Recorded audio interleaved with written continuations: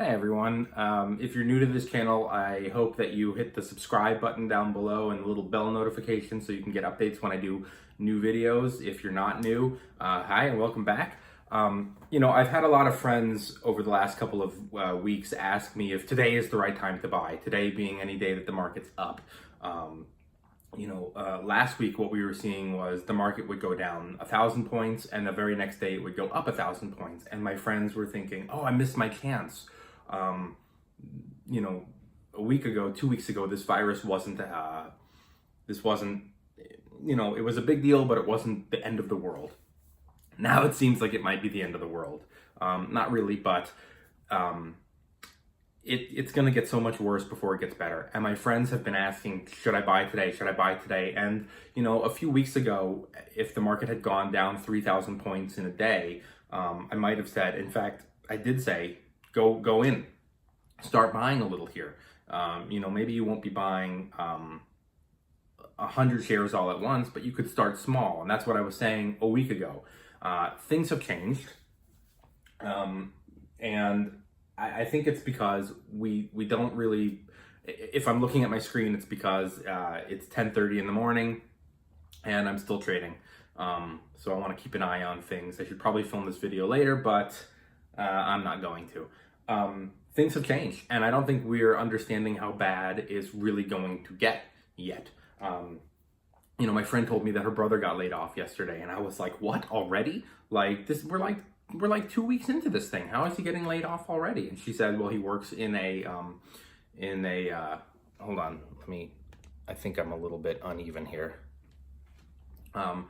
She said that her brother works in a small business that makes trophies and awards and stuff like that. Like, if your little kids are doing karate or whatever, and they get those like participation trophies, there's no ceremonies, there's no sporting events, there's no graduations, there's no awards or rewards being given.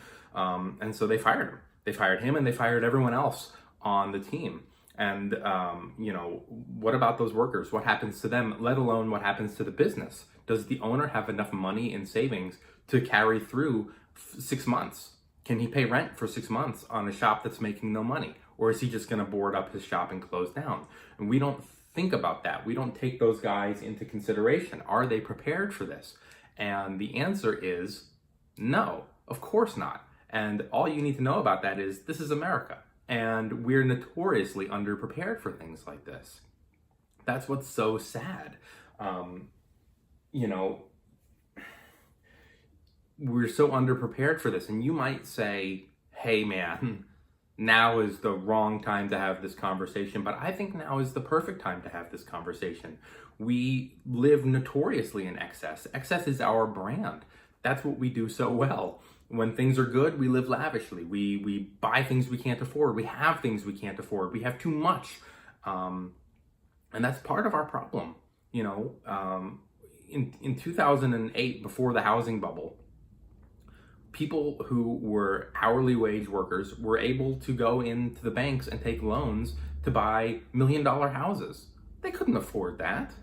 And yes, to an extent, we blame the banks for allowing these mortgage rates to be given to people who couldn't afford these houses. But where's our culpability? Where's our responsibility on this? We don't have it. Of course we don't, because we're so underprepared for these kinds of events. We have things that we can't afford. We buy houses that we can't afford. We buy houses that are too big.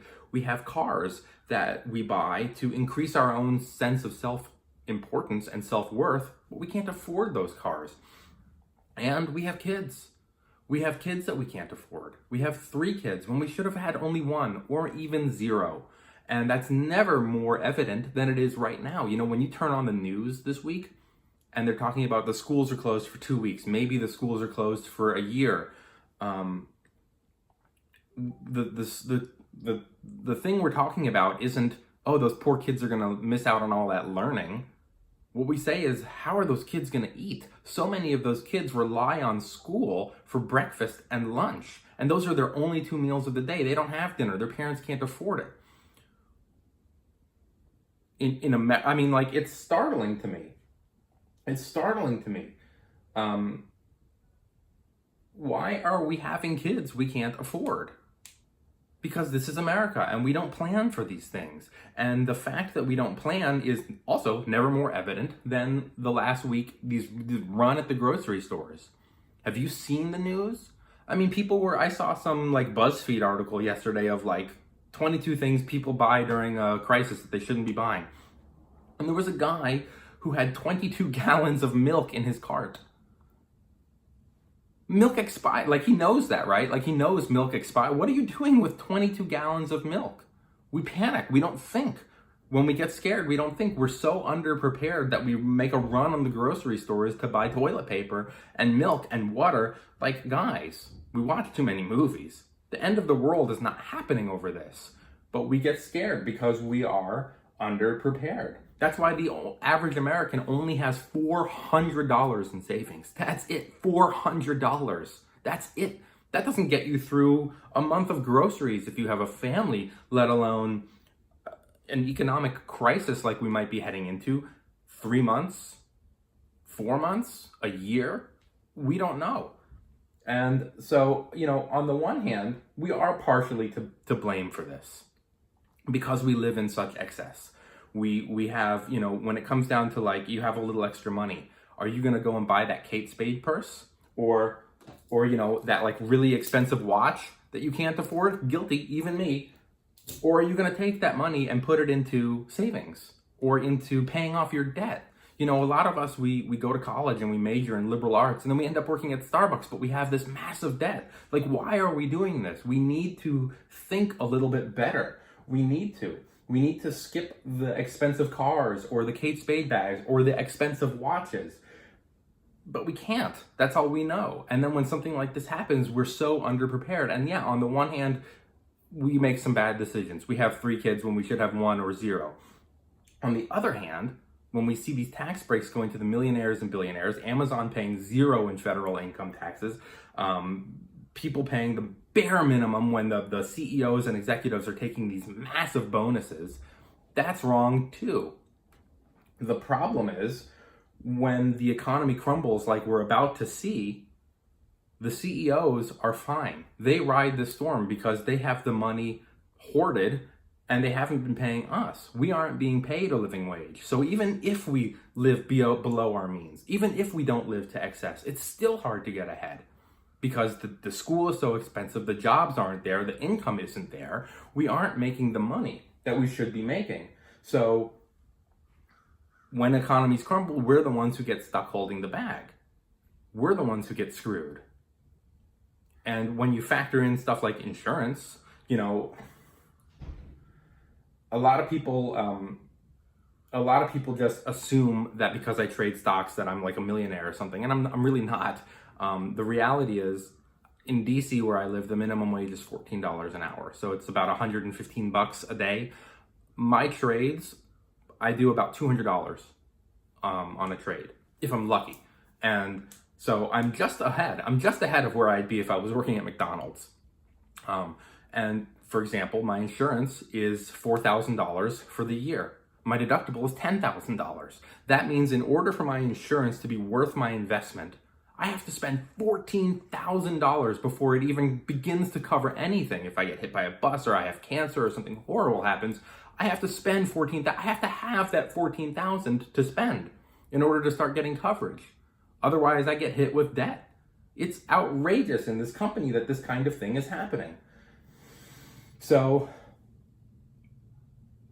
when I have extra money, if I crush it in a particular week, like I did last week, I did really well, that money gets invested into dividend paying stocks or into savings because you have to prepare for things like this. And most of us don't. And that's what's so scary about this. So when my friends say, is now a good time to buy stocks? I say, I think it gets way worse from here. Way worse. We're only talking about bailing out Wall Street. What about the workers?